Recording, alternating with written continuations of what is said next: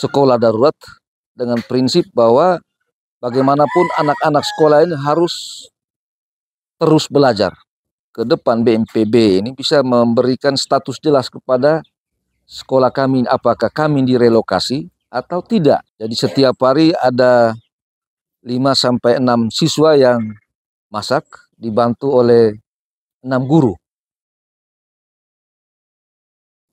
Perkenalkan, nama saya Dr. Ranus Yakobus Milandawan, jabatan saat ini Kepala SMK Negeri 1 Wulanggitang, Kecamatan Wulanggitang, Kabupaten Flores Timur, Provinsi Nusa Tenggara Timur. Sekolah kami SMKN 1 Wulanggitang berdiri tahun 2007. Awalnya masih berstatus swasta, sekolah swasta, dengan nomenklatur sekolah namanya SMK Pertanian Boru. Kemudian dalam perjalanan di tahun 2013, sekolah ini dialihfungsikan statusnya menjadi sekolah negeri dengan perubahan nomenklatur nama sekolah menjadi SMK Negeri 1 Wulanggitang. Nah, saat ini sekolah kami memiliki 6 program kompetensi keahlian atau 6 program atau 6 jurusan. Nah, tersebar dalam 19 rombongan belajar. Dan sudah sekian angkatan yang dihasilkan oleh sekolah ini dari 2000 tamatan pertama 2009 sampai dengan 2023 tahun lalu. Nah, jumlah siswa saat ini berjumlah 328 siswa dan jumlah guru tenaga kependidikan ada sebanyak 60 tenaga. Mengawali peristiwa erupsi bencana Gunung Api Lewotobi pada tanggal 3 November 2024,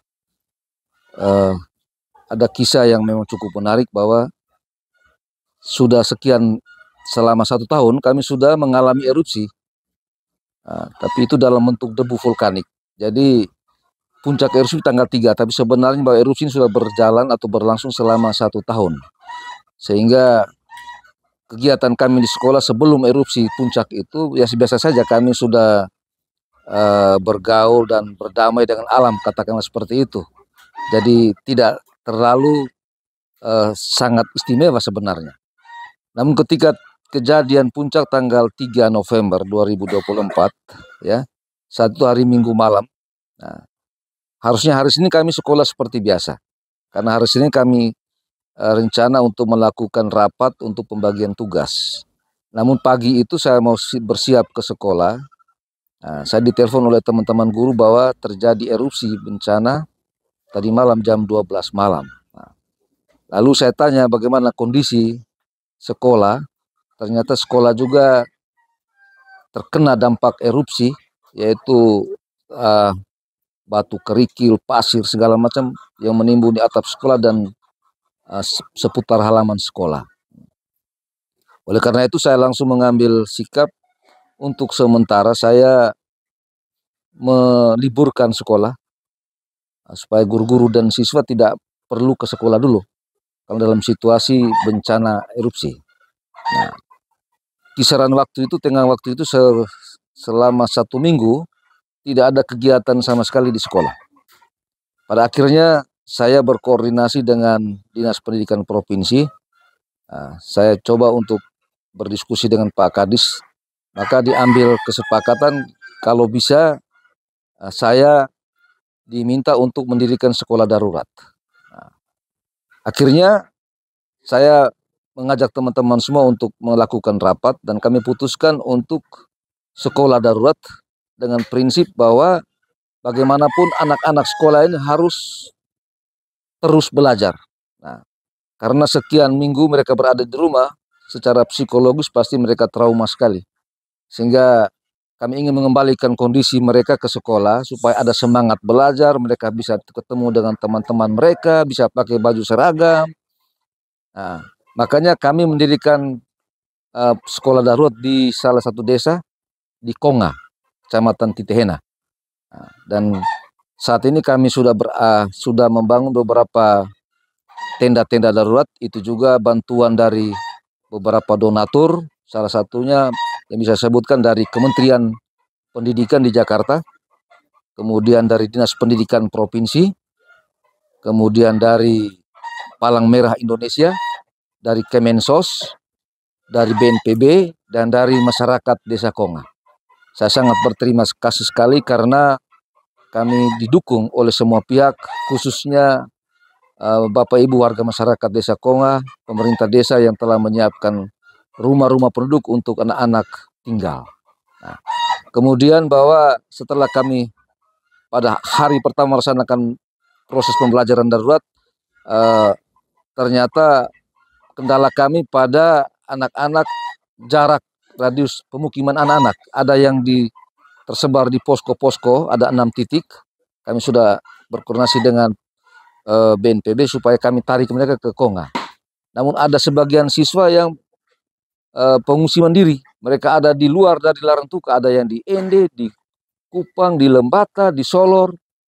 Nah, sehingga saat ini yang sudah hadir, yang ada di sekolah dari minggu pertama dan sampai dengan minggu ini, itu sudah tercatat sekitar 270-an atau 280-an. Ya, masih tersisa sekitar 40 atau 50 siswa yang belum hadir saat ini di sekolah.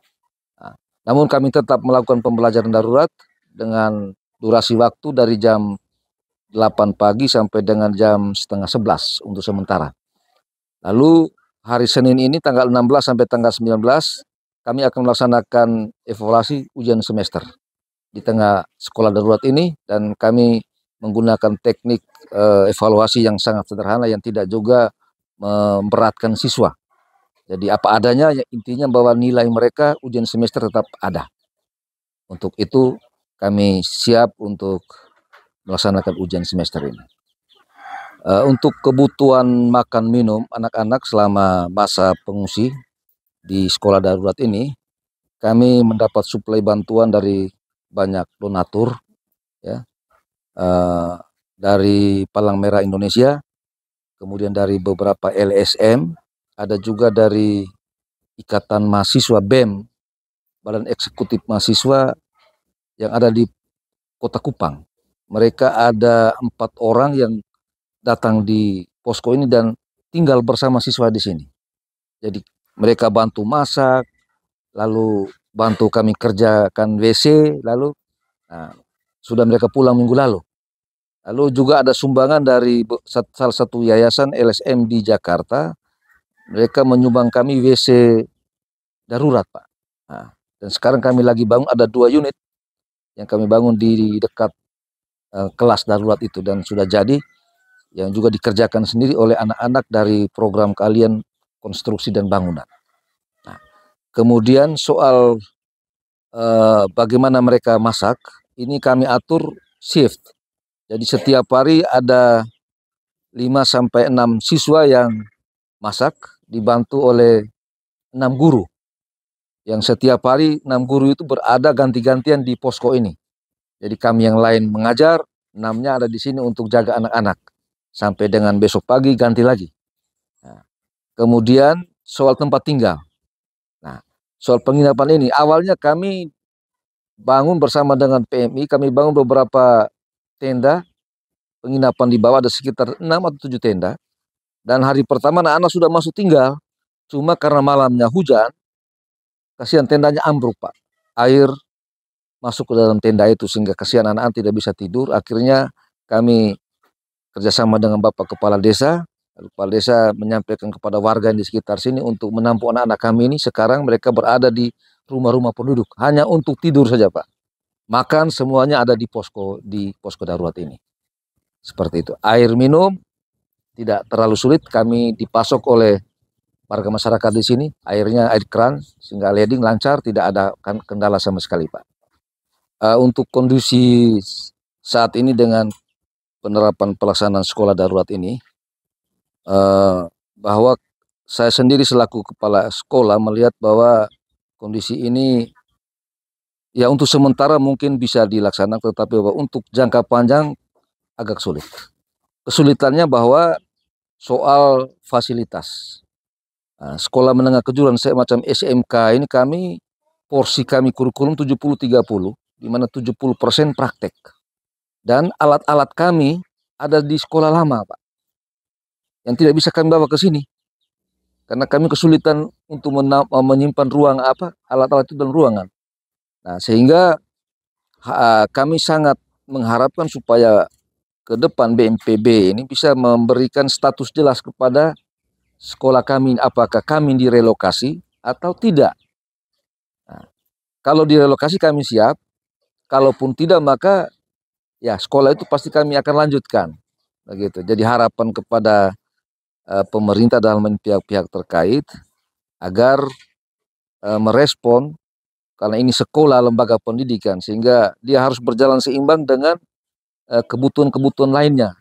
Kalau relokasi masyarakat, maka harus dipikirkan juga bagaimana merelokasi sekolah sehingga tidak merugikan pendidikan, khususnya anak-anak generasi muda ini, karena mereka juga punya semangat yang sangat besar untuk sekolah. Nah, dan itu mungkin beberapa hal yang perlu saya sampaikan, Bapak.